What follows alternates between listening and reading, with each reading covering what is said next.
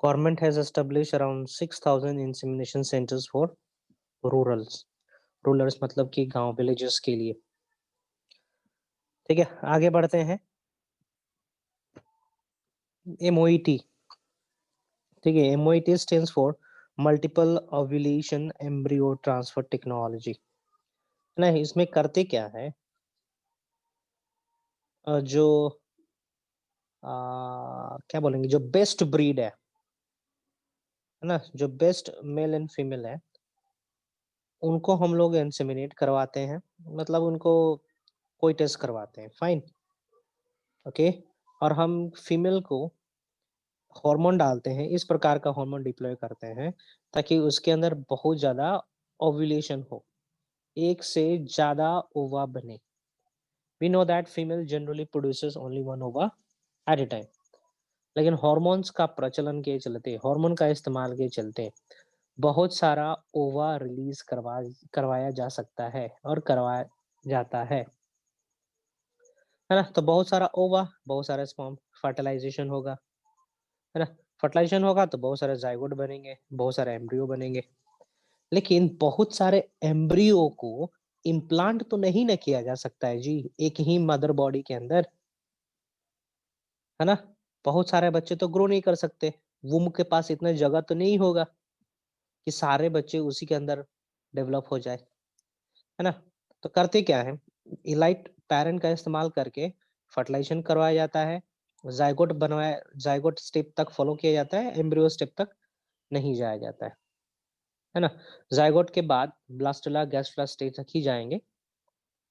उसके बाद क्या करेंगे, मदर बॉडी से उस फर्टिलाइज्ड सेल्स को, मतलब कि प्री एम्ब्रियो को निकाल लिया जाएगा, है ना। निकालने के बाद ट्रांसफर कर देंगे दूसरे सरोगेट कैटल्स में, है ना। तो दूसरे सरोगेट कैटल्स प्रेगनेंसी को सस्टेन करेंगे, है ना। तो ये भी एक टेक्निक है, मल्टीपल ओव्यूलेशन टेक्निक। ठीक है, पढ़ो जरा, इसमें लिखा हुआ है क्या। सरोगेट मदर कहने का मतलब वो मदर सिर्फ और सिर्फ प्रेगनेंसी को सस्टेन करती सर है ना। काउस उनका, में होता है ये चीज? हाँ हाँ, काऊ में किया जाता है, काऊ बुफलोस में किया जाता है।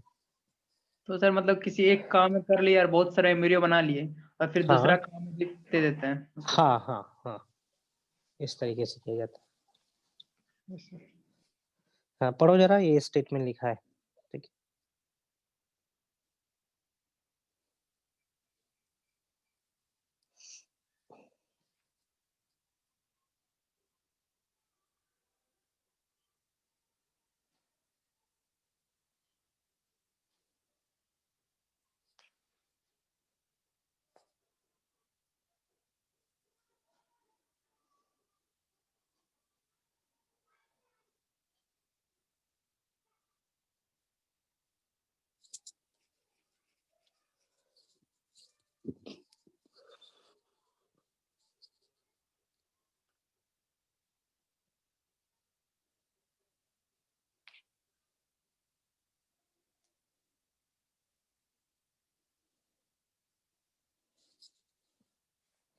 Late me know once you are done.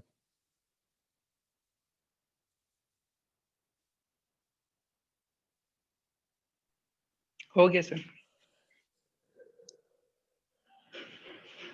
Next आते हैं बी कीपिंग।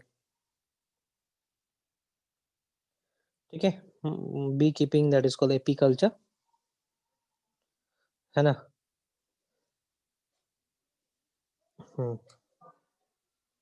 वैक्स कहा जाता है इसका प्राइमरी प्रोडक्ट। ठीक है, बहुत बार क्वेश्चन आ चुका है कि बी का, हनी का सबसे प्राइमरी प्रोडक्ट क्या है, मतलब कि सबसे क्या प्राइमरी प्रोडक्ट क्या है हनी बी का। सो आंसर में वैक्स दिया हुआ है, फाइन। ओके ओके ओके, ठीक है। जहाँ पे फ्लावर होंगे वहां पे हनी को हम लोग पाल सकते हैं, मेंटेन कर सकते हैं, है ना। ओके, इसके बारे में नहीं बताऊंगा, sex determination in honey bee already we had discuss. ठीक है।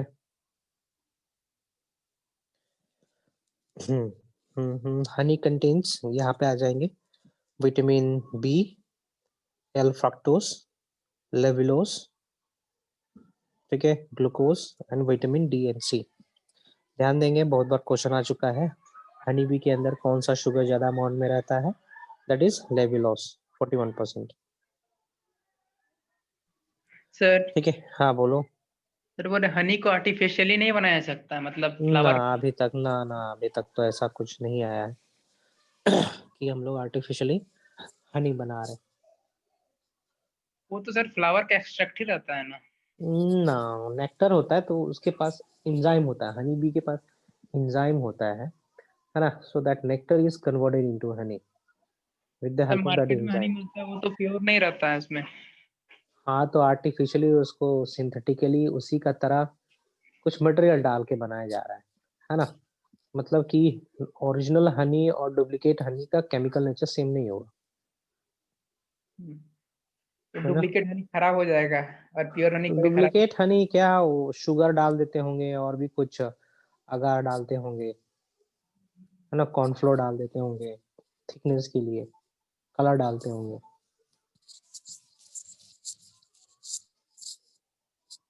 उसके अंदर लेबुलोज थोड़ी होगा। हनी को पहचानने के लिए आपने क्लास 10th में करा होगा टेस्ट, एडल्ट्रेशन टेस्ट। पानी में डाल सर देंगे तो उसमें हनी नीचे जाके बैठ जाएगा ना, नीचे जाके बैठ जाएगा हनी। डुप्लीकेट होगा तो घुलते घुलते जाएगा ना। टेस्ट करना, यदि ओरिजिनल हनी है आपके घर में तो देखना, शीशे के ग्लास में पानी लेना और उसमें एक बूंद हनी डालना, वो हनी सीधा नीचे चला जाएगा, ठीक ना? और जो डुप्लीकेट होगा नीचे जाएगा लेकिन धीरे धीरे डिस्पोज होने लगेगा पूरे पानी में, बहुत तुरंत, as compare to the original honey. Next, bee wax. It is secreted by abdominal wax gland। ठीक है, possess hardening substance from cephalic gland and a resin chlore propylose from the pollen grain। है ना, दो चीज से मिल के wax को create किया जाता है, बनाया जाता है, ठीक ना? सिफालिक ग्लैंड से कुछ मटेरियल आएगा, फाइन, और प्रोपिलोज आएगा पोलन ग्रेन से। मतलब ये दोनों चीज को मिला के वैक्स की तैयारी करी जाती है। Next is fishery. फिशरी के अंदर आ जाएगा practice of catching rearing of fish, another branch of agriculture which comes under aquaculture. Fishery भी एग्रीकल्चर के अंदर आएगा, एग्रीकल्चर के अंदर एक्वाकल्चर के अंदर आएगा, है ना? तो ये इंपॉर्टेंट एडिबल फिशेस का नाम है यहाँ पे, fresh water fish, marine fish. ठीक है, पढ़ लेंगे जरा। रोहू है, कतला है, ये सब एग्जाम्पल है, एग्जाम में आता है, याद करने वाला चीज है आप लोग के लिए।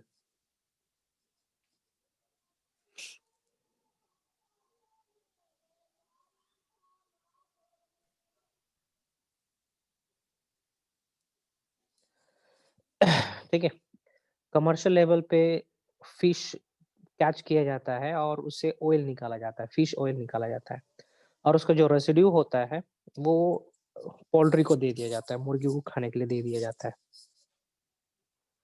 है ना? रेसिड्यूज को फर्टिलाइजर्स या एडेसिव बनाने के भी इस्तेमाल में आता है। ठीक है, और भी बहुत सारा, ठीक है, यूजेस है, देखेंगे जरा। सर वो ऑयल कहाँ से एक्सट्रैक्ट किया जाता है? अरे यार, प्यासी मछली नहीं देखे हो? उसके स्किन के लोअर पोर्शन से निकालेंगे। प्यासी मछली में सब ज्यादा तेल होता है, नहीं खाते हो? नहीं देखे हो? प्यासी देखे। मछली क्या बोलते हैं? बछुआ बोलते हैं। तेल कहाँ पर है? उसके स्किन के नीचे होगा। ऐसा थोड़ी है कि उसके पास तेल टाक्ट करके रखा गया है, ऐसा तो नहीं है, नहीं। है ना? उसको एक्सट्रैक्ट किया जाता है उसको, ठीक ना? एक्सट्रैक्शन करी जाती है, प्रोसेस होता है उसका, ठीक है। हाँ, और कुछ आगे पढ़ो जरा।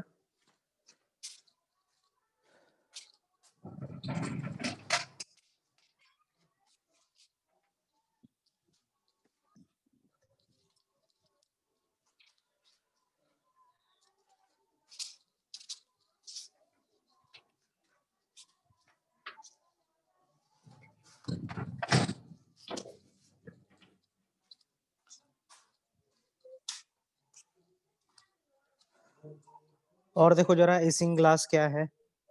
Salmon सैलमन fish के बारे में क्या लिखा हुआ है sir? used for preparing a special cement and also used in, ठीक है, clarification of wine and beer।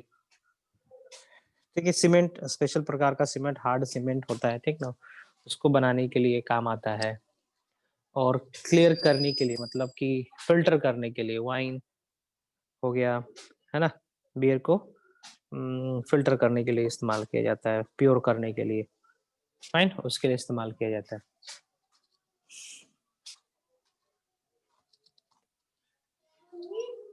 हाँ, नेक्स्ट करेंगे।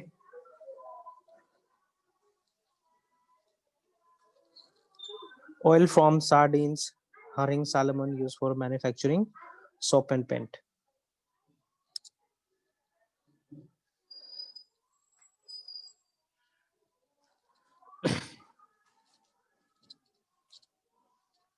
हप्पा किसको बोलते हैं सर? क्या? इसमें लिखा हुआ है किसमें था? एक minute sir. Steps in culture fishery में लिखा हुआ है, सेकंड लाइन।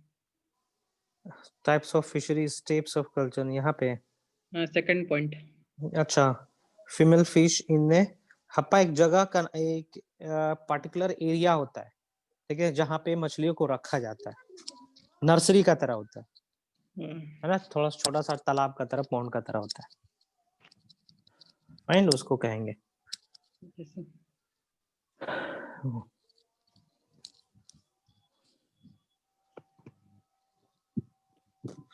पढ़ो जरा, आसान है, कुछ ज्यादा डिफिकल्ट नहीं है। तो मतलब 2 से 3 महीने के बाद ही उसको खाने लायक हो जाता है क्या? हाँ, इसी तरीके से बनाया ही जाता है, नहीं तो कौन रखेगा उसको, 3 साल भर कौन रखेगा, खाना खिलाते खिलाते थक जाएंगे ना। पोल्ट्री देखो, मुर्गी को कोशिश किया जाता है 90 दिन में निकल जाए, बिक्री हो जाए,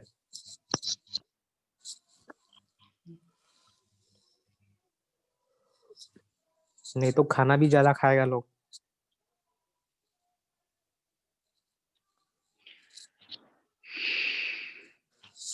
पढ़ो सर स्कोर स्टेटमेंट को, तुम्हारे पास भी होगा ना। सर कंपोजिट वाले में बोल रहा है नो कंपटीशन फूड। हाँ, कहाँ पे लिखा हुआ है point number? Sir composite fish culture में। कंपोजिट फिश कल्चर कहने का मतलब होता है कि हम लोग एक से ज्यादा वैरायटी को रखे मछली का, तो एक से ज्यादा वैरायटी रखने का मतलब है कि कंपटीशन नहीं हो रहा होगा, तभी तो रख पा रहे हैं, है ना। कंपटीशन होता तो नहीं रह पाते लोग, भोजन के लिए कंपटीशन होता, पॉपुलेशन बहुत कम रहता, आगे बढ़ता ही नहीं। यस।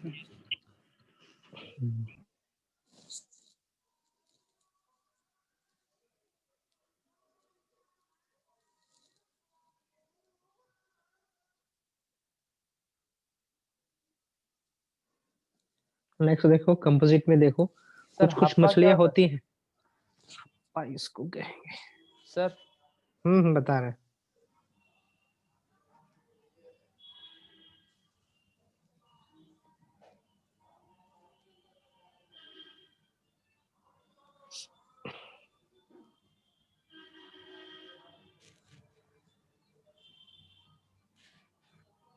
इसको कहते हैं, अच्छा ये वाला सर, ठीक है सर। इसको कहेंगे, है ना, छोटा सा, मतलब कि सेपरेट एरिया रहता है, उसको हप्पा कहेंगे। देख लिए हप्पा? हाँ सर, ये सब तो होते रहता गाँव। देखे हो? हाँ देखे हैं। हम्म, आगे पढ़ेंगे जरा, कंपोजिट फिश कल्चर में कुछ मछलियां होते हैं जो सरफेस पे भोजन ढूंढती हैं, कुछ बीच में, और कुछ एकदम बॉटम पे, बॉटम फीडर, सरफेस फीडर, है ना, ये कहा जाता है। मिडल फीडर कौन से देख सकते हैं, सरफेस फीडर पे कतला आ जाएगा, मिडिल पे आ जाएगा रोहू, बॉटम पे मिर्गल, ठीक ना, कलबासु, ये सब है।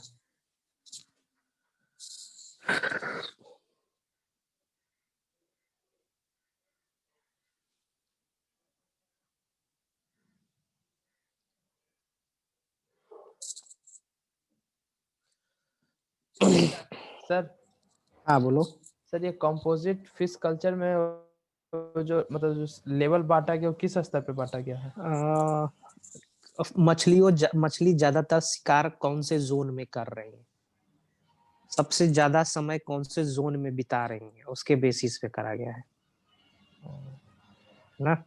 Yes sir. उनका देखोगे, माउथ देखोगे, उन लोगों का मुंह का बनावट देखोगे, है ना। जो ऊपर वाले रहेंगे ना, सरफेस फीडर्स होंगे, उनका लोअर जो बड़ा होगा, लोअर जो बड़ा होगा, अपर जो छोटा होगा। लेकिन जो जमीन पे मतलब मिट्टी के पास रहने वाली मछलियां होंगी, उनका लोअर जो छोटा होगा। ठीक है, इस तरीके से मिट्टी को खोदना होगा उनको आसानी से, एफिशिएंटली। सर बॉटम वाला का तो मतलब आगे शार्प नैरो भी होता होगा ना? हाँ, बॉटम वाले का कुछ ऐसा डिफरेंशिएट नहीं होगा, बीच में हो सकता है।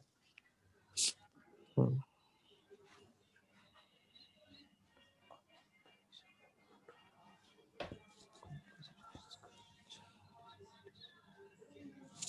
हो गया, देखेंगे।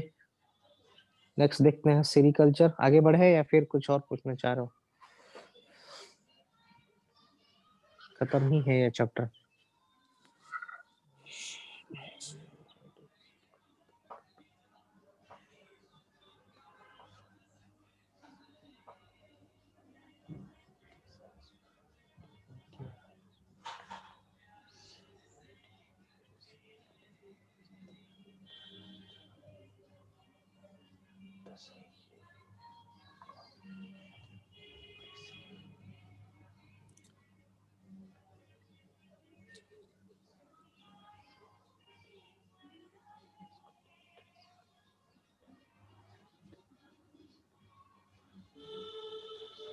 सर बोलो। तो जो मछली को एक्वेरियम में रखा जाता है तो उसको हाँ सर कुछ दाना दाना देता है खाने को, क्या होता है एक्चुअली में? पोलन होता है क्या? ना, कौन बोला है? बहुत सारे जो न्यूट्रिएंट्स से बना हुआ होता है। गोल गोल रहता है तो पोलन हो गया। तो उसमें तो बहुत सारे न्यूट्रिएंट्स डाला होगा। कार्बोहाइड्रेट, हाँ उसमें कार्बोहाइड्रेट, प्रोटीन रहते हैं, ठीक ना, विटामिन रहते हैं, कुछ एंटीबायोटिक्स भी डाल के बनाया जाता है। कंप्लीट फूड मानते हैं उसको ना, तो कार्बोहाइड्रेट, प्रोटीन सब होगा उसके अंदर।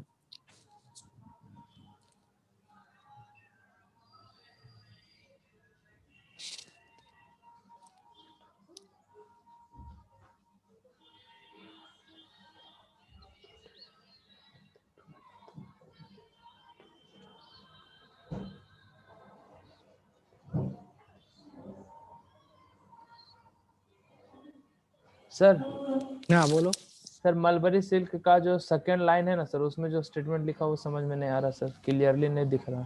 हाँ, mulberry silk is also known as cultivated silk. cultivated silk. Similar to this, another silk is also there called non-mulberry wild silk. समझे? Non mulberry wild silk, mulberry पे नहीं फीड करेगा, किसी दूसरे जगह पे किसी दूसरे पौधे का पत्ता खाएगा, उसको हम लोग कहेंगे non mulberry wild silk. Wild कहने का मतलब जंगली, कोई स्पेशल प्रकार का नहीं, जंगली सिल्क कहेंगे। नॉन मलबरी सिल्क जैसे टसार सिल्क हो गया, है ना, ऑब्टेन फ्रॉम कोक, ठीक है, फीडिंग लार्वा।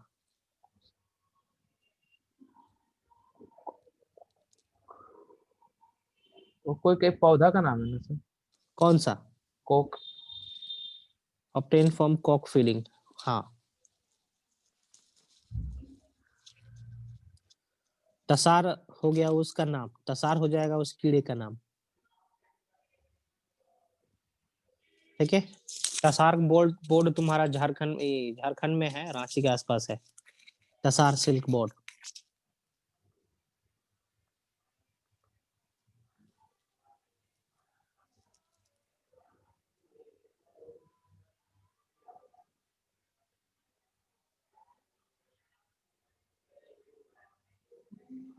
मूंगा सिल्क एम्ब्रॉयडरी काम के लिए इस्तेमाल होता है, ज्यादातर असम में यूज होता है। एरी सिल्क बंगाल, बिहार, असम में पाया जाता है। from feed okay of castor leaf. The cocoon are soft, white or yellow in color. Cocoon है ये, कुकस नहीं होगा, कुकून, COCOON होना चाहिए, कुकून, COCOON भी हो सकता है। कुकून, कुकून बोलते हैं हम लोग जो कीड़ा अपने शरीर के आसपास सिल्क बुनता है ना, उसको कुकून कहते हैं, और उसके अंदर रहता है वो।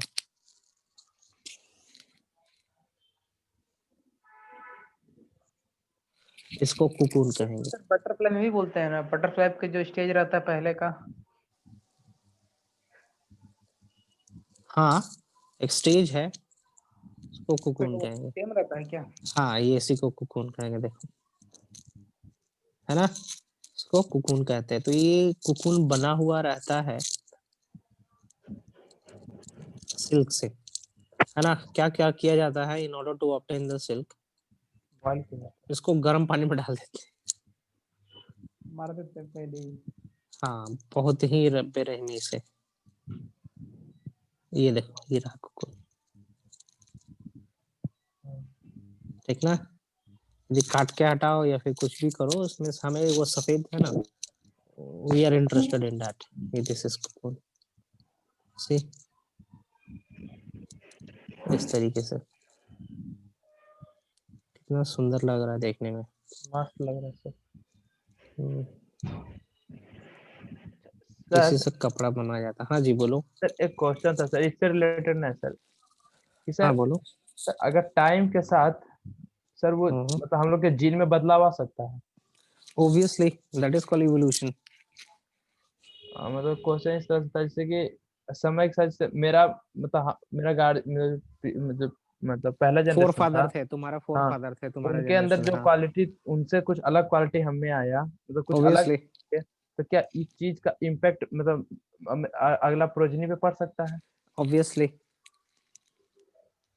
पड़ेगा, एकदम पड़ेगा। इनहेरिटेबल है, म्यूटेशन हो रहा है, रिकॉम्बिनेशन हो रहा है, तो एकदम बदलेगा। तो जिस तरह का काम हम करते हैं उस तरह का काम का इम्पैक्ट उसमें पड़ेगा? जरूरी नहीं है, that is acquired character. If you are a singer, then it is not necessary that your progeny is going to be a singer. But it the chances. Chances is there, वो chance probability है, और क्या, हाँ या ना, 1/2, है ना। Yes. तो बहुत मतलब कि नहीं भी हो सकता है, हो भी सकता है, डिपेंड करता है आप उस तरीके उसको किस तरीके का परवरिश दे रहे हो। लेकिन इनहेरिटेंस तो नहीं होगा, दैट इज 0%, बिकॉज सिंगिंग करने का कैरेक्टर आपके जीन में तो नहीं है ना। हाँ, तो वही पूछे थे कि मतलब अगर कोई काम हम कर रहे हैं तो उसका इम्पैक्ट मतलब हमारे जीन पे पड़ सकता है? बहुत कम पड़ेगा, है ना, बहुत कम, माइन्यूट है, नेग्लिजिबल है ना। ऐसा नहीं है कि वो चीज आपके प्रोजनी में बढ़ जाएगा, फिर वो तो एक्वायर्ड है ट्रेट ना। हो गया। एक्वायर्ड हो गया वो, और अब ज्यादा मेहनत करेगा तो हो सकता है वो इंटेलिजेंट हो जाए, ना करे तो तो हो ये सकता है भी गधा हो जाए। अगर उस तरह से वो बनना चाहता है तो मतलब वो देखते कि भले बन सकता है सर, या फिर हाँ, मतलब? हाँ, हाँ, लेकिन ये नहीं है, मान के चलो आपने 10वीं पास करी तो आपका प्रोजनी 12वीं पास करेगा, जरूरी नहीं है, हो सकता क्लास 8 तक ही पढ़े, है ना। This is that is acquired character. आप जो सवाल करे हो वो एक्वायर्ड कैरेक्टर के बारे में है ना। Yes sir. हाँ, ये लंबा तक चले, जैसे कि हम बात कर रहे हैं कि हमारे भारतीय समाज में देखा जाए तो पंडित जी लोग पहले शुरू से ही पढ़ते आ रहे हैं, है ना। यस वो सर। मतलब शुरू से ही शिक्षा से जुड़े हुए, है ना। तो उनमें देखेंगे तो उनके फैमिलीज को हम लोग देखेंगे तो पाएंगे कि they are more talented, more intelligent, है ना। वो चीजों को अच्छे तरीके से समझ सकते हैं, कॉन्सेप्ट रखते हैं, है ना, ये बोल सकते हैं, है ना। वो कैरेक्टर इनहेरिटेंट होते गया, रिफाइन होते गया, है ना, ये बोल सकते हैं हम लोग। जो फार्मर्स है, स्किल्ड है, मेहनती है, वो इनहेरिट हुआ है शुरू से ही, है ना, ये भी है। सबका ग्रोथ अलग अलग तरीके से हुआ है अपने समाज में।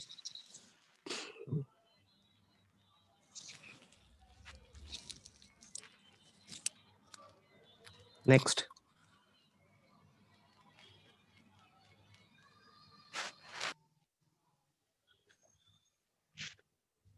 कोकून बनता कैसे है ये हम बता चुके हैं। यहाँ पे देखो, ये पूछेगा नहीं एग्जाम में।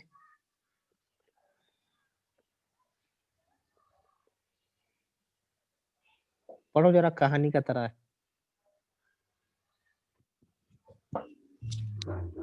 पढ़ो जरा।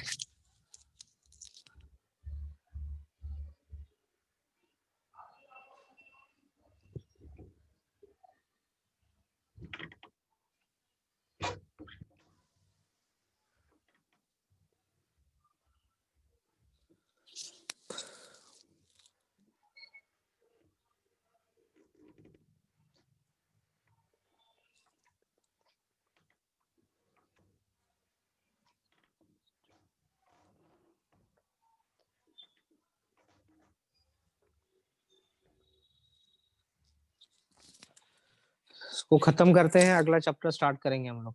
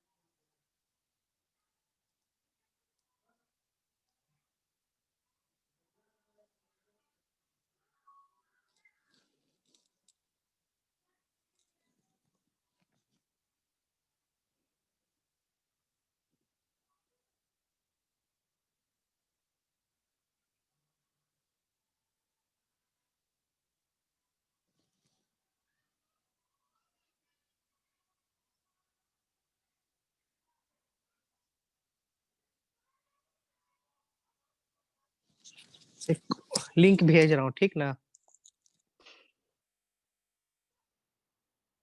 उसको देखेंगे।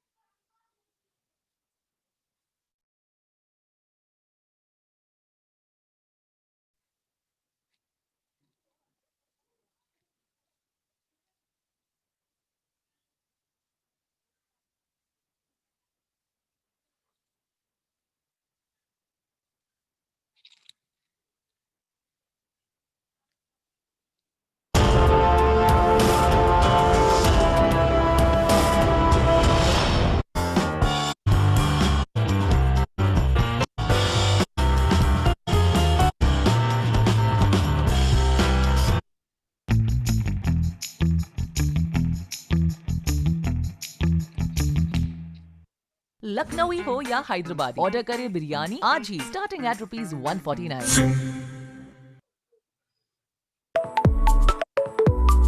Ever since silk is growing strong,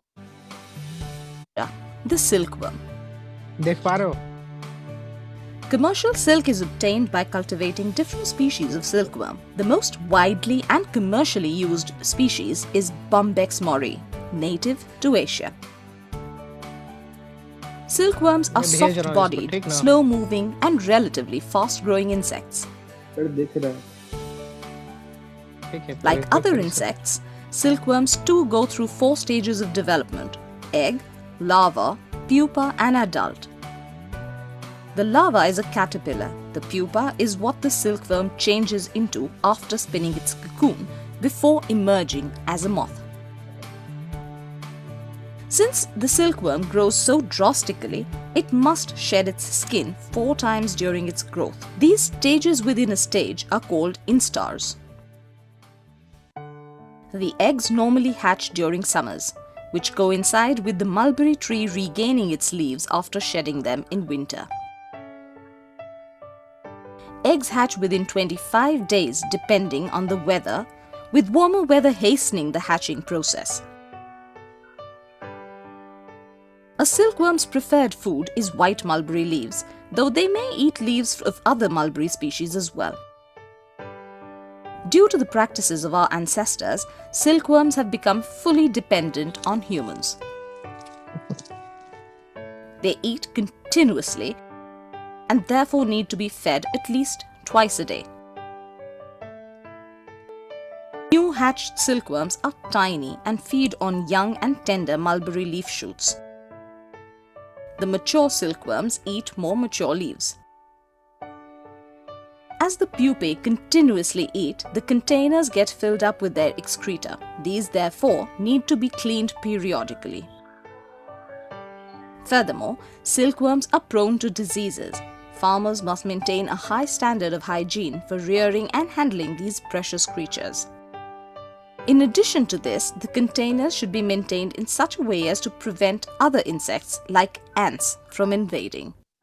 After 20 to 33 days of constantly munching away mulberry leaves, the silkworms feel the urge to cocoon.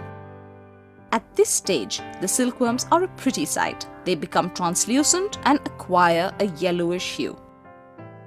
Just before it begins cocooning, the silkworm excretes a runny fluid to clean out its system. It then oozes a tiny drop of silk for anchoring. Then it goes on to draw one long, continuous filament of silk by swinging its head from side to side. It takes a silkworm around 48 hours to fully complete this process. The result is a perfectly ovate cocoon made of a single continuous strand of silk measuring up to 1 kilometer in length. After 10 to 14 days of developing inside the chrysalis, the silk moth appears from the cocoon. Silk moths cannot fly due to thousands of years of domestication. They need human assistance in finding a mate and lack fear of potential predators. However, almost immediately after emerging from their cocoons, male silk moths leave their containers in search of a female mate. Olfactory hairs on the male's antennae help them detect pheromones released by the females. It is easy to distinguish between the male and female silk moths due to the slightly larger abdomen of the females. The males also tend to be more active. The average lifespan of silk moths is a paltry 5 to 10 days, even though males generally live longer than their female counterparts. After mating, a female moth will lay between 300 to 500 eggs before dying. The male moths, if not too old, continue to search for another mate. Reeling, or the process of drawing silk yarn, should be started before silk moths emerge from their cocoons. Once the moths emerge, the shell is of no use because the adult emerges by piercing the cocoon shell. To prevent this, cocoons are either dried in a dryer or stifled in steam. This action kills the pupae inside, thereby allowing farmers to obtain more cocoons fit for reeling. Before reeling, the cocoons are processed in hot water at 95 to 97 degrees Celsius for 10 to 15 minutes. This cooking makes the unwinding easier without breaking the thread. In India, silk is reeled on country-type charkhas or spinning wheels. The silk thus produced is substandard, uneven and carries many slubs. Improved cottage-type or large-scale basins for the extraction of superior quality fibre have been introduced in recent years. Once the silk is reeled, weavers and tailors put in their creativity, art and labour to create gorgeous drapes and fabrics to cater to the demands of the market. This sums up the story of how your favourite gown or gorgeous sari came into being.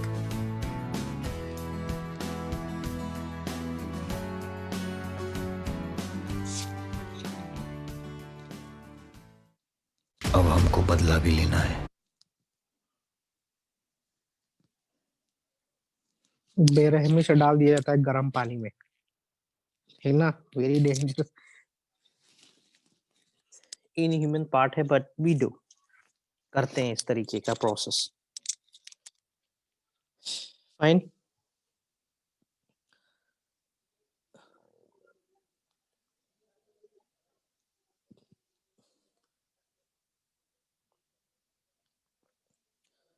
कुछ disease है, उम्मीद कर सकते हो पूछता नहीं है ऐसे क्वेश्चन। ये चैप्टर में यहीं पे कंक्लूड कर रहा हूँ, है ना। कुछ पूछना चाह रहे हो एनसीईआरटी से तो पूछ सकते हो। एनसीईआरटी किताब निकालो, देखो एक बार झट से, कुछ डाउट है पूछ लेंगे। हम अगला चैप्टर स्टार्ट करेंगे अभी।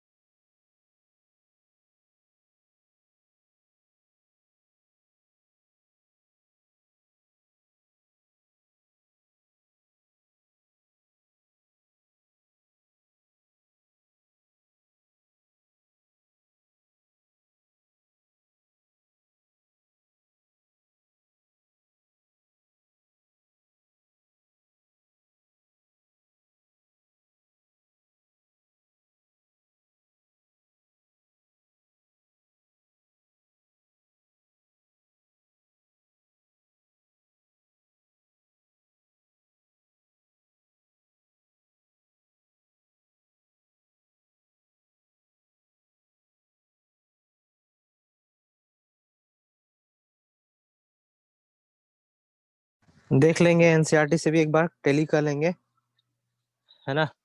है तो क्लियर कर लो डाउट, नहीं तो हम आगे बढ़ेंगे।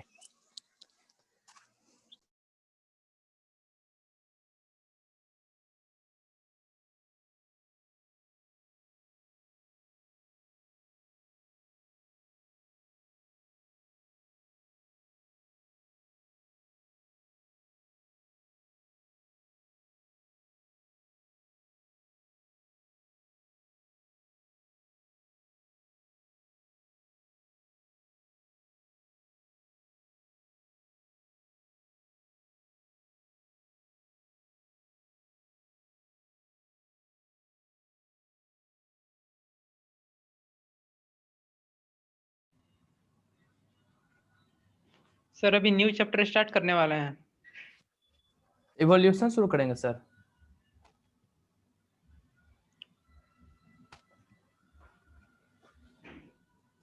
Microbes in human welfare, microbes sir in next day human कीजिएगा ना। वेलफेयर। हाँ हाँ, क्या बोल रहे हो? सर नेक्स्ट नेक्स्ट डे कीजिएगा ना उसको। क्यों नेक्स्ट डे क्यों? आज क्यों नहीं? तो आज कुछ पूछना है तो पूछो अभी। स्टिल वी हैव 50 60 70 30 मिनट, आधे घंटे का टाइम है। यदि कुछ दूसरा पूछना चाह रहे हो, एग्जाम है, टेस्ट है, तो पूछ सकते हो, है ना। ऑलरेडी क्लासेस इधर कुछ डैमेज हो चुके हैं, वेस्ट हो चुका है, तो ज्यादा लंबा छोड़ना सही नहीं है ना। डाउट है तो डाउट क्लास ले सकते हो अभी, है ना।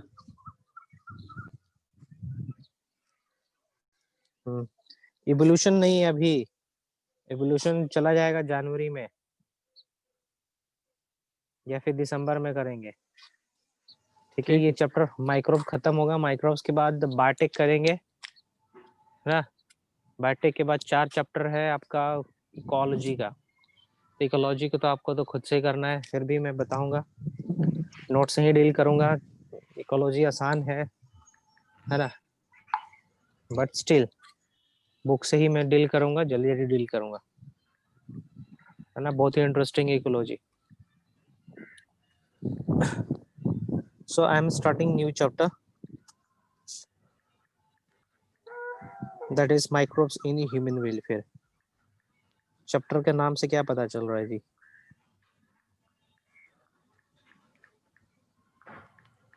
हाँ सुतोष, यस सर। चैप्टर के नाम से क्या पता चल रहा भलाई होगा सर इसमें माइक्रोब्स का। है? भलाई होगा, माइक्रोब्स का भलाई होगा या अपना भलाई होगा? अच्छा, माइक्रोब्स इन ह्यूमन वेलफेयर। हाँ, अच्छा, माइक्रोब्स इन ह्यूमन वेलफेयर। हमारे वेलफेयर में माइक्रोब्स का कितना महत्व है? हाँ, see our planet can survive up to million years if human beings are not there, है ना? हम लोग पनौती है लगता है। लेकिन माइक्रो ऑर्गेनिजम्स ना रहे तो हमारा पृथ्वी कुछ दिन के अंदर ही खत्म हो जाएगा, ठीक ना? बहुत तुरंत खत्म हो जाएगा हमारा planet.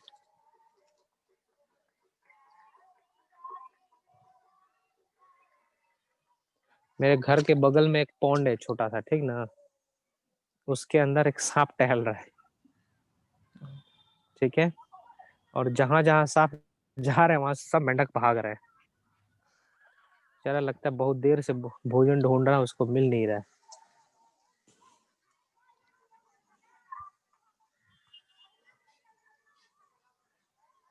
Okay, microbes in human welfare chapter में हम देखेंगे कि माइक्रो ऑर्गेनिजम्स का क्या रोल है, कितना बड़ा रोल है हमारे वेलफेयर के लिए, एंड दैट्स ट्रू, है ना?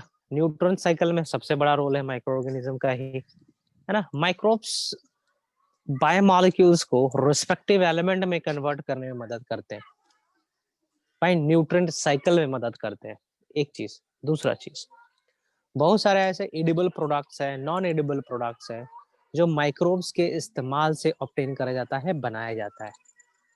कुछ एग्जांपल दे रहे हैं, ठीक ना? आपने सुना होगा गांव में आपकी ग्रैंड मदर, ठीक ना, बनाती होंगी सिरका, या पूछेंगे दादाजी से, दादी से पूछेंगे आप लोग कि दादी बताओ सिरका क्या होता है? सिरका इज अ ट्रेडिशनल विनेगर,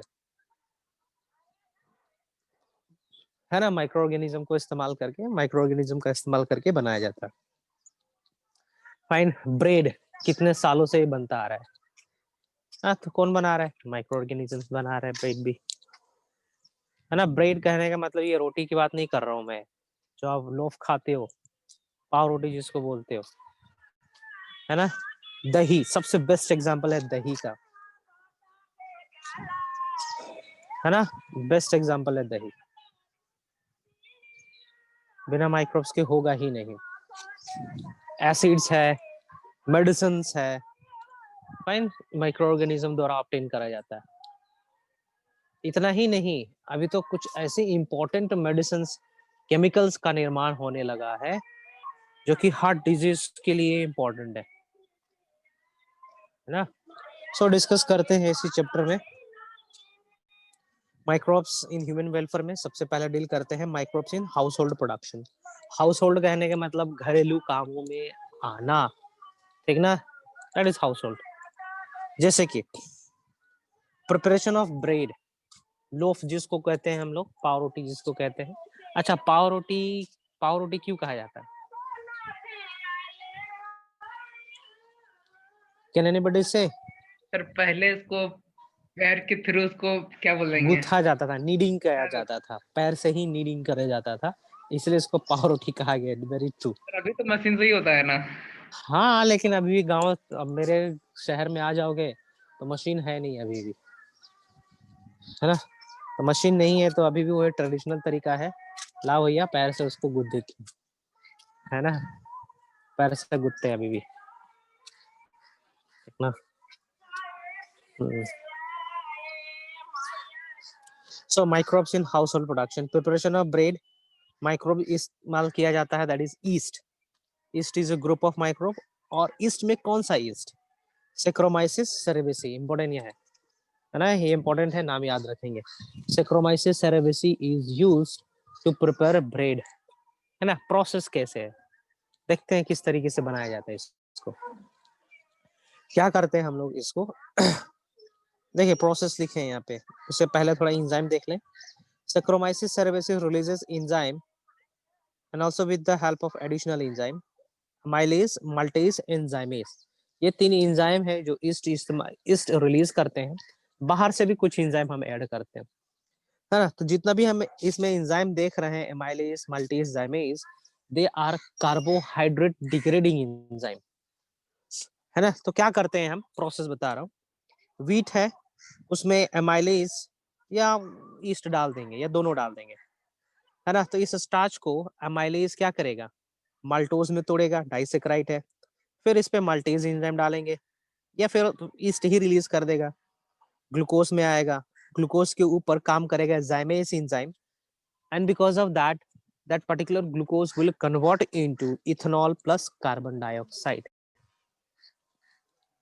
है ना। ओके, हो क्या रहा है एक्चुअली में, जिस आटे के अंदर हमने ईस्ट डाल रखा है, उस आटे को तोड़ा जा रहा है, डाइजेस्ट किया जा रहा है ना। डाइजेस्ट कर रहे हैं हम लोग। इसलिए आपने कभी ब्रेड खाया होगा तो उसका टेस्ट देखा होगा कि मीठा है और थोड़ा अल्कोहल टाइप भी है, खट्टा भी रहता है। This is because of the presence of acid और अल्कोहल और सिंपल शुगर्स, फाइन। इसलिए मीठा लगता है, थोड़ा खट्टा लगेगा, थोड़ा अल्कोहल टाइप भी लगेगा। ओके, देखेंगे आटे को छोड़ दिया जाता है इसके साथ गूंथ के, सुबह तक देखते हैं कि उसमें होल्स क्रिएट हो गए। होल क्रिएट होने का मतलब है कि उस पर्टिकुलर एरिया में कार्बन डाइऑक्साइड फिल्ड था कुछ समय के लिए। कार्बन डाइऑक्साइड कहाँ से निकला था, रेस्पिरेशन के चलते निकला था, है ना। तो अब क्या करेंगे, उस पूरे नीडेड आटे को हम लोग बेक कर देंगे, हीट में पका देंगे, जिसको बेकिंग कहा जाता है। पक गया, अब उसको पीसेस में काट देते हैं। तो जब काटा जाता है तो उसमें हम ऑब्जर्व कर पाएंगे कि छोटे छोटे होल्स प्रेजेंट है। That hole represents the presence of carbon dioxide during the reaction. ठीक है, समझ में आया आशुतोष?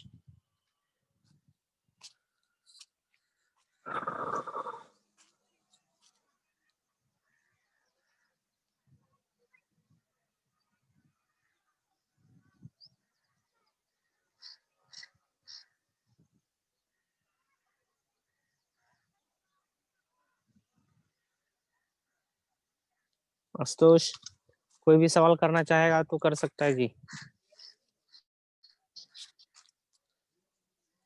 हेलो चंदन, यस सर। हाँ कुछ पूछना चाहोगे यहाँ से ब्रेड का प्रोडक्शन में? Yes sir. हाँ यस बोलो। सर। हाँ हाँ बोलो बोलो।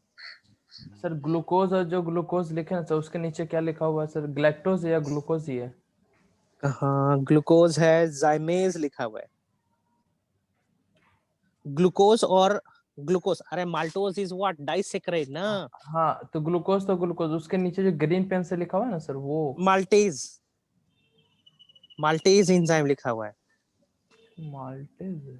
अरे माल्टोज है ना, हाँ हाँ हाँ, माल्टोज को तोड़ने के लिए कौन सा एंजाइम चाहिए, माल्टेज चाहिए ना। माल्टेज चाहिए।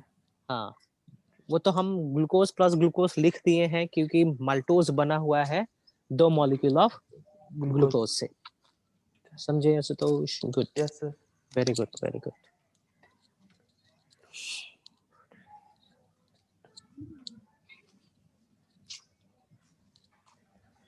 फाइन, और कुछ?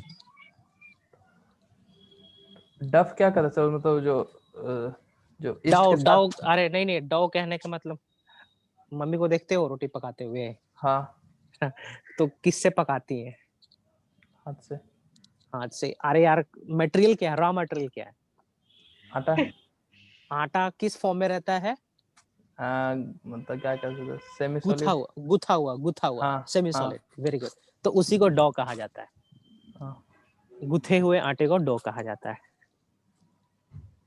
ना। yes, sir. और हम लोग क्या कहते हैं, गुथना कहते हैं ना भोजपुरी में, सानना कहते हैं। तानना कहते हैं। उसको अंग्रेजी में नीडिंग कहा जाता है। Yes sir. ठीक ना। पकाया हो रोटी कभी? नहीं सर, रोटी कैसे रह रहा था बोकारो में? रोटी से पहले हाथ पक जाता है सर। सब सीख जाओगे अभी तो, जाओ बाहर पढ़ाई करने तब पता चलेगा। ठीक है, फाइन फाइन, आगे बढ़ो। ये चैप्टर इंटरेस्टिंग है, खाने पीने से लेना देना है ना इसीलिए, और हमारे डेली लाइफ से रिलेटेड है। So this is quite interesting. आगे बढ़े कर्ड के बाद। हाँ yes Chandan, you are saying something. Sir वो एक पीडीएफ भेज दीजिएगा इसका। इसका रुको मैं अभी भेज दे रहा हूँ।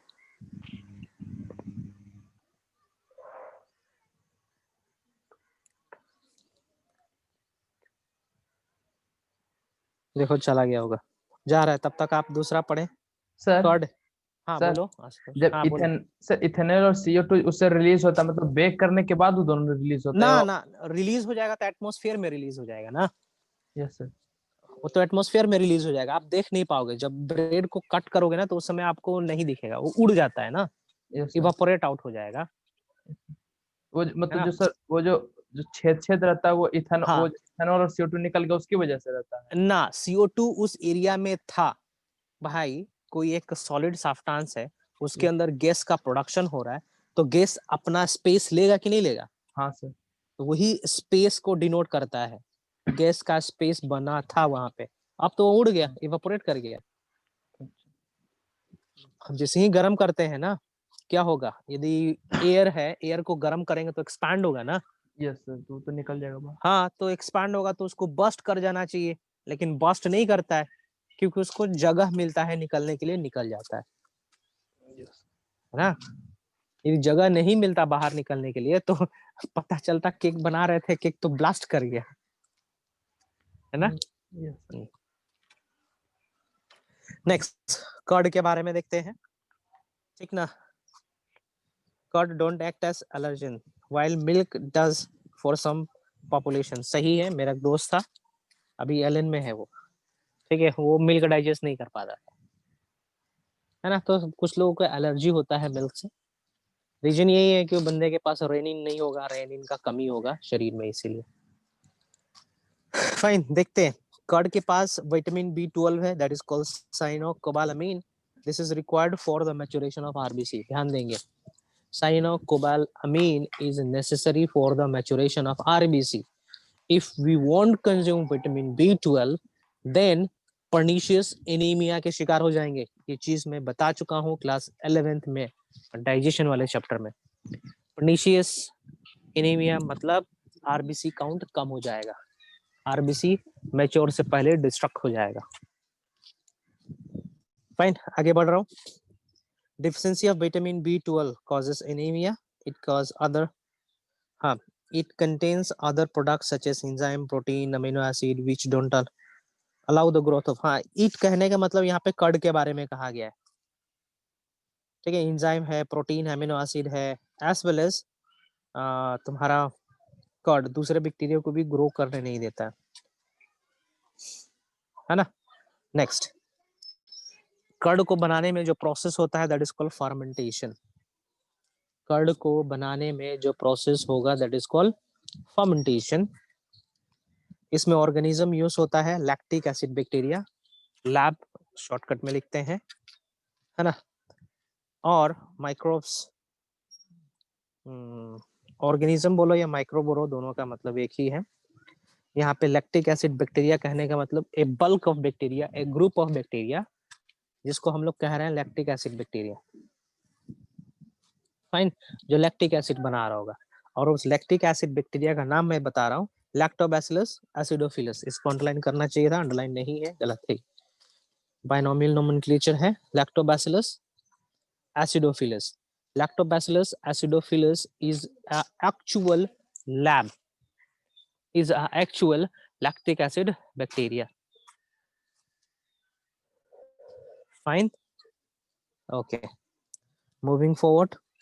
देखिए यहाँ पे क्या हो रहा है, मिल्क है, मिल्क के पास कार्बोहाइड्रेट है, केसीन है ना? कौन सा कार्बोहाइड्रेट है? तो लैक्टोज है ना। इसके ऊपर काम करेगा लैक्टेज एंजाइम। ये लैक्टेज एंजाइम कहाँ से आया? वही लैक्टिक एसिड बैक्टीरिया रिलीज किया, है ना? किस में कन्वर्ट हो गया? लैक्टिक एसिड में। मिल्क कोगुलेट कर जाएगा,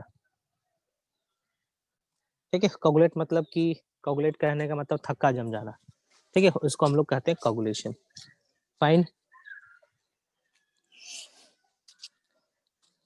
ठीक है।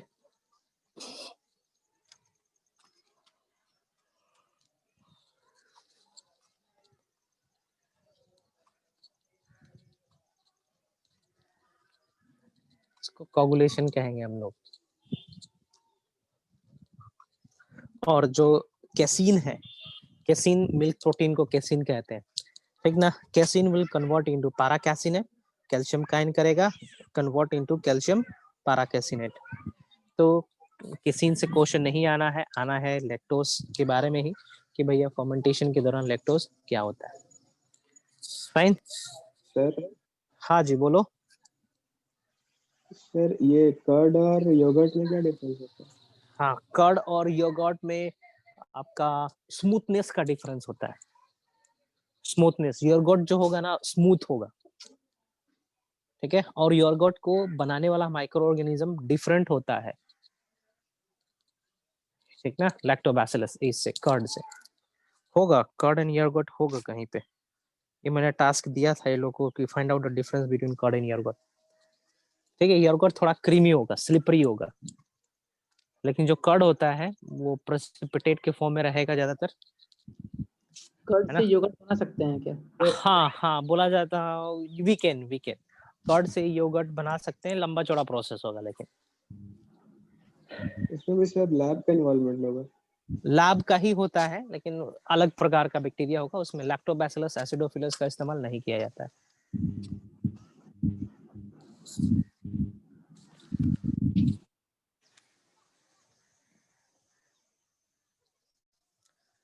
आए चीज पे। चीज से सबसे ज्यादा क्वेश्चन होता है। कर्ड और योगर्ट में मैं कहीं पे तो लिखवाया था यार, मिला क्या आप लोग को? दो अलग नहीं, क्लास 9th में मैंने ये टास्क दिया था। Okay, next come down to the cheese. Cheese दो प्रकार का होता है, रो चीज एंड राइपन चीज, ठीक है। पनीर पनीर पनीर जानते हो? पनीर जानते हो? छेना बोलते हो उसको। चीज को वही ना। हाँ, तो दैट इज रॉ चीज, उसको रॉ चीज कहेंगे। उसका कलर व्हाइट होगा, है ना। यदि उसको हम फर्मेंटेशन करवा दें, उसके ऊपर माइक्रो ऑर्गेनिज्म से काम करवा दे, then it convert into yellow colour, महंगा वाला चीज में कन्वर्ट हो जाएगा, जिसको हम लोग स्विस चीज, रॉकीफोर्ड चीज, कैम्बरबर्ड चीज कहेंगे। चलिए आगे पढ़ते हैं। ओके, चीज बनाया कैसे जा रहा है? देखो, मिल्क है, लेमन जूस या कर्ड डाल दिए, गर्म कर देंगे, कोगुलेट कर जाएगा। वाटर सस्पेंडेड वाटर जो है उसको बाहर फेंक देंगे, कोई काम नहीं।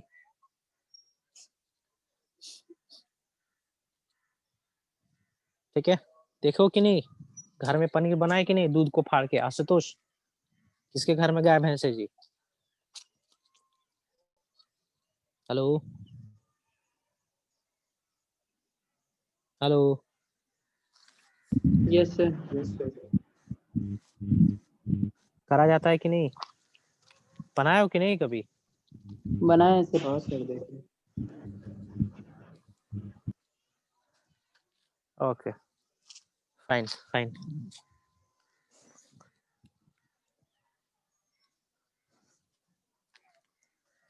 हाँ सर बनाया है। बना है ना, तो उसी को हम लोग चीज कहेंगे, दैट इज रॉ चीज। फाइन, राइपन चीज किसको कहेंगे? अब भैया आम तो है नहीं कि पकेगा, ये तो पनीर है, तो पनीर को कैसे पकाएंगे? राइपन चीज कहने का मतलब फर्मेंटेड चीज, जिसमें फर्मेंटेशन करी गई हो ना, उसको कहेंगे हम लोग राइपन चीज। देखिए कैसे करा जाता है। It is obtain by fermentation of raw cheese. After fermentation the taste, texture, flavour changes, है ना।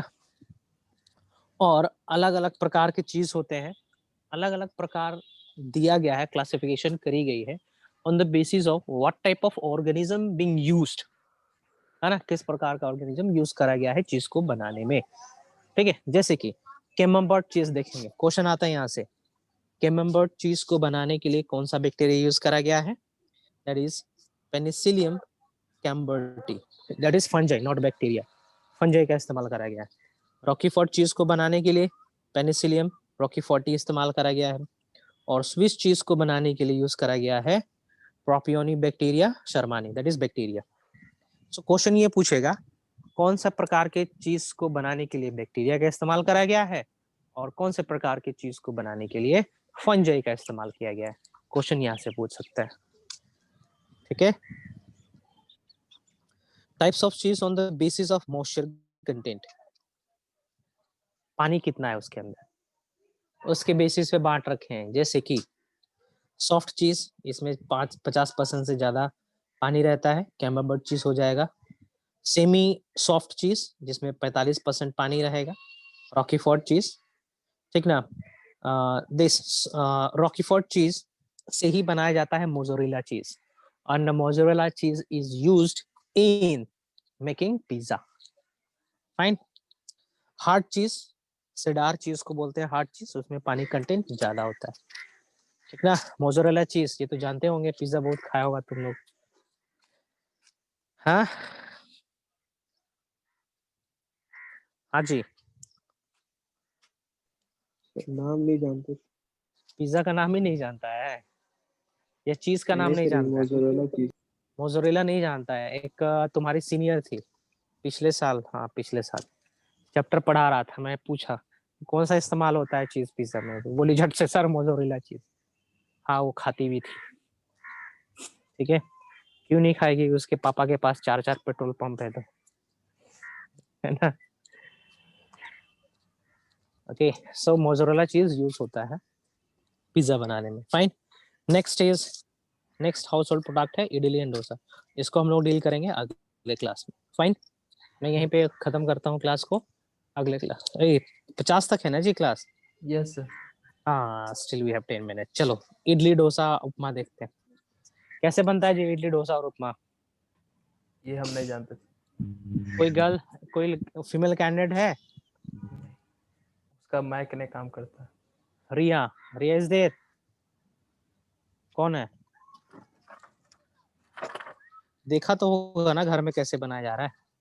एनीवे लेट, इडली डोसा उपमा बनाने में फर्मेंटेशन प्रोसेस काम में आता है। ठीक ना, और इसमें माइक्रोब यूज किया जाता है, दैट इज ल्यूकोनोस्टॉक स्ट्रेप्टोकोकस, है ना। क्या करते हैं इसमें, चावल लेते हैं और ब्लैक ग्राम क्या किसको कहेंगे, उड़द को कहेंगे, उड़द दाल को लेंगे, है ना, उसको ओवरनाइट सोक कर देंगे, भिगा देंगे, क्रश करेंगे उसको, है ना, और इसमें हम इनोकुलेट कर देंगे माइक्रो ऑर्गेनिज्म को, ल्यूकोनोस्टॉक या फिर स्ट्रेप्टोकोकस को इनोकुलेट करके रात भर छोड़ देंगे फर्मेंटेशन के लिए, है ना। सुबह देखेंगे तो बज के मतलब कि बजा जाता है, भोजपुरी में बोलेंगे तो बजाना मतलब समझे, हैवी हो जाना सर। फूल ना, जाता है, ज्यादा हो जाता है। फूल जाता है जैसे कि लगेगा कि उसमें से कुछ गैस निकल रहा, ओवरफ्लो होने लगेगा, सॉफ्ट हो जाएगा, है ना। अब क्या करेंगे, इसको बेक कर देंगे तावे पे गरम करके या फिर स्टीम कर देंगे, हो गया इडली डोसा उपमा।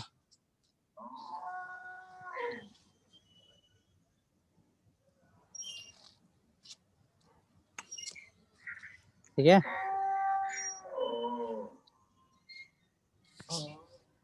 आगे बढ़ते हैं। सोयाबीन प्रोडक्ट्स ना, स्टेशन के बगल में पटना में यदि आए होंगे तो देखे होंगे, स्टेशन के बगल में टीना में भर भर के पनीर बेचता है लोग, है ना, सस्ता paneer. That is not paneer, that is actually fermented product of soybean, जिसको सोफू और टोफू कहा जाता है। लोग एकदम खुशी से खाते हैं शादी ब्याह में, अरे यार हम तो पनीर का सब्जी खाएं। ठीक ना, भारत के पास इतना मिल्क नहीं है कि बारातियों को और बड़े बड़े पार्टियों को, ठीक ना, ओरिजिनल पनीर का सब्जी खिला सके। सर लेकिन तो मिल्क प्रोडक्शन में इंडिया नंबर 1 पे है ना। काहे का नंबर 1 पे 75% है चाइना और भारत को मिला के, लेकिन ओनली 25% ही योगदान देते हैं हम लोग। तो गाय ज्यादा है लेकिन दूध कम है। हाँ, पॉइंट सही है। गाय ज्यादा है, दूध कम है, क्या बोल रहे हो? हाँ सर वही बोल रहे, प्रोडक्शन कम है। हाँ। प्रोडक्शन से सप्लाई नहीं है ना। प्रोडक्शन होगा तभी ना सप्लाई होगा। गुजरात चल जाओ, वहाँ ठीक है, यहाँ नहीं है। ठीक है, fine fine fine, okay. Soybean देखते हैं, जैसे कि टेम्प है, ठीक है। लेट्स सी टेम्प, टेम्प के बारे में जानते हैं। टेम्प इंडोनेशिया में कहा जाता है क्या देखते हैं। सोयाबीन के ऊपर फर्मेंटेशन करा जाता है ना, बैक्टीरिया का इस्तेमाल करके, माइक्रोब्स का इस्तेमाल करके सुखा दिया जाता है, नमक डाल दिया जाता है, फ्राई कर दिया जाता है, खाया जाता है, ठीक है। उसको टेम्प कहेंगे। Let me show you the diagram for temp. Sir soybean का दही भी होता है क्या सर? किसका? सोयाबीन का। सोयाबीन का दही? हाँ। पता नहीं यार। या सर यदि यदि हम पनीर बना रहे टेम्प से, तुम्हारे कहने का मतलब उसका दही बना सकते नहीं, ऐसा कुछ नहीं है। See this is temp. नहीं सर, आप ये दिख रहा है क्या पनीर की तरह? हाँ सर, दिस शेप इज में टेम्प। सिर्फ, अंदर से नहीं। इसको थोड़ा सा क्रश करके करेंगे तो लगेगा कि सचमुच में पनीर ही है। सूफू देखते हैं। सूफू चाइना में कहा जाता है ना। इसके ऊपर हम लोग यूज करेंगे म्यूकर फंजाई का, ठीक ना। चीज का तरह प्रोडक्ट होता है। यहाँ पे मैं सूफू दिखा रहा हूँ, सूफू का डायग्राम में दिखा रहा हूँ आप लोग को।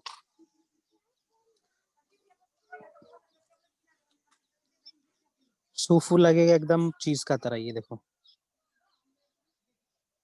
सूफू, दिस इज सूफू। पनीर का तरह दिख रहा है ना, दिस इज सूफू। टोफू भी होगा एक, जापान में कहा जाता है, ठीक ना। इसी का तरह दिखता है टोफू भी। सूफू टोफू यही सब होता है, और हम लोग बोलते हैं पनीर खा के आए हैं। ये देखो एग्जैक्टली किसका तरह दिख रहा है, टोफू। ये तो बिल्कुल पनीर की तरह दिख रहा है। पनीर का तरह दिख रहा है ना, दिस इज टोफू। पनीर से तो जैसे तो दिखे। धोखा में रखा गया सर। हाँ, तो ये सब बनाया जाता है सोयाबीन से। मेरा दोस्त है एक, है ना, इन मध्य प्रदेश। ही वंस सेड, उसके पास बहुत बड़ा फार्म है सोयाबीन का, ठीक ना। एक बार बोला रवि मत खाया कर वो सब, ठीक ना, सोयाबीन से बनते हैं। बोला यार how is it possible, soybean कुछ अलग है, ये कुछ अलग है, बनावट एकदम अलग है, ठीक ना। फिर बाद में मैंने स्टडी करी तो देखी यार दैट इज ट्रू, सोयाबीन से ही बनाया जा रहा है ना। आगे बढ़ते हैं। नेक्स्ट देखते हैं सोया सॉस। देखो इसमें हम लोग क्या क्या यूज कर रहे हैं, सोयाबीन या फिर व्हीट दोनों यूज कर सकते हैं। फर्मेंटेशन करेंगे, बन गया सोया सॉस। इसके अंदर माइक्रो ऑर्गेनिज्म यूज हुआ जाता है, किया जाता है स्पर्जिलस का, सिक्रोमाइसिस का, लैक्टोबैसिलस का,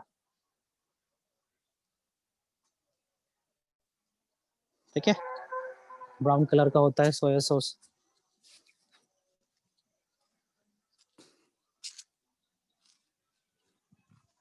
फाइन।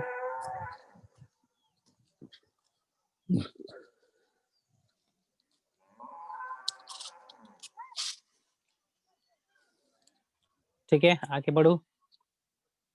Yes sir. चलो और क्या है, योगर्ट है, आ गया यहाँ पे योगर्ट।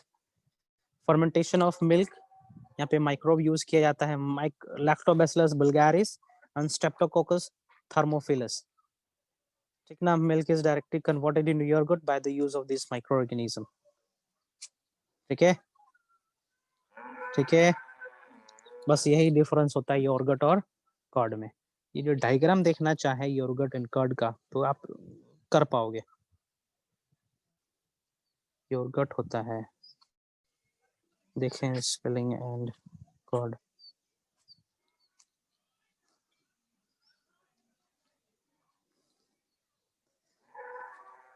इस दोनों में देख के बताओ योगर्ट कौन है और कर्ड कौन सा है। जो डायग्राम सामने दिख रहा है, which one is yogurt and which one is curd?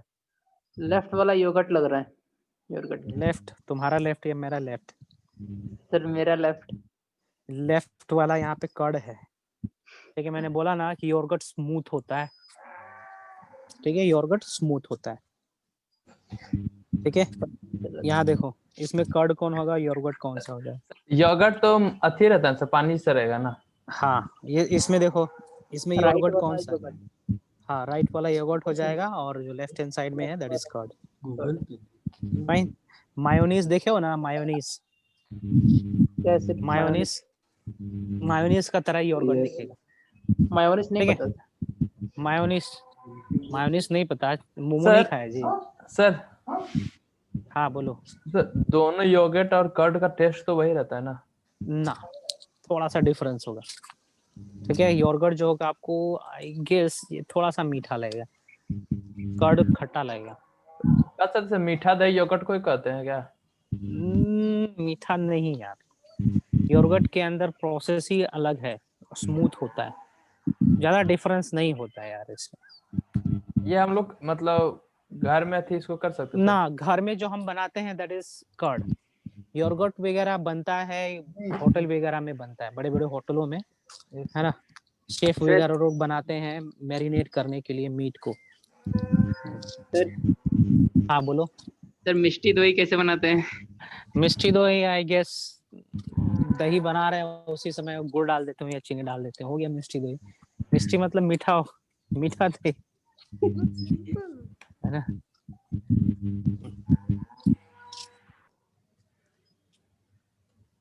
Okay, Todi, Todi देख लेते हैं।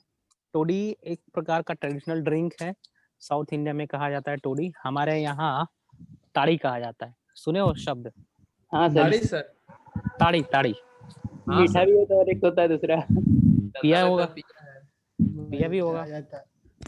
है अमृत है कि नहीं है? चला गया अमृत। ठीक है, गांव से जो बिलोंग कर रहा हो वो देखा होगा, ठीक ना। सो टोडी एक प्रकार का ट्रेडिशनल ड्रिंक है साउथ इंडिया का, ठीक ना। पाम टोडी कहते हैं, पाम ट्री से बनाया जाता है। एक्चुअली में ये फ्रूट जूस है, या फिर बोल सकते हो इन्फ्लोरेसेंस जूस है। फ्रूट नहीं बोलेंगे, इन्फ्लोरेसेंस जूस है, या फिर बोलोगे फ्लावर का जूस है एक प्रकार का, है ना। स्वीट नेचर का होता है, उसमें फर्मेंटेशन के चलते, है ना, उसमें फर्मेंटेशन होता है जिसके चलते वो थोड़ा सा वाइन नेचर का हो जाता है। ओके,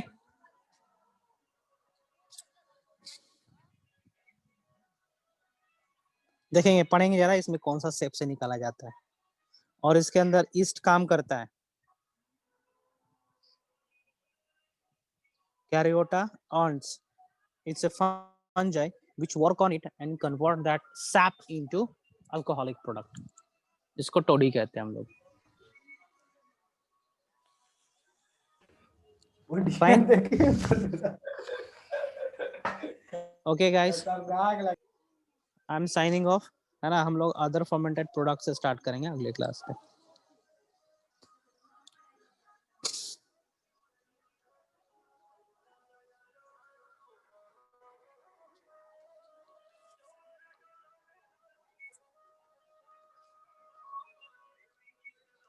आप लोग लिखना चाहते हो इस नोट्स को बना सकते हो, योर विश रख सकते हो ऐसे भी, यदि ऐसे पढ़ने में आसानी है तो योर विश, है ना। बनाना चाहते हो तो बना सकते हो, बनाओगे तो स्पेलिंग दिखे, स्पेलिंग में दिक्कत आएगा, उसको आप रेक्टिफाई कर सकते हो, ठीक है।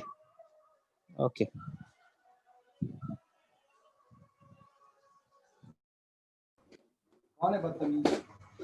राइटिंग में थोड़ा दिक्कत होता है सर, लिख लेंगे।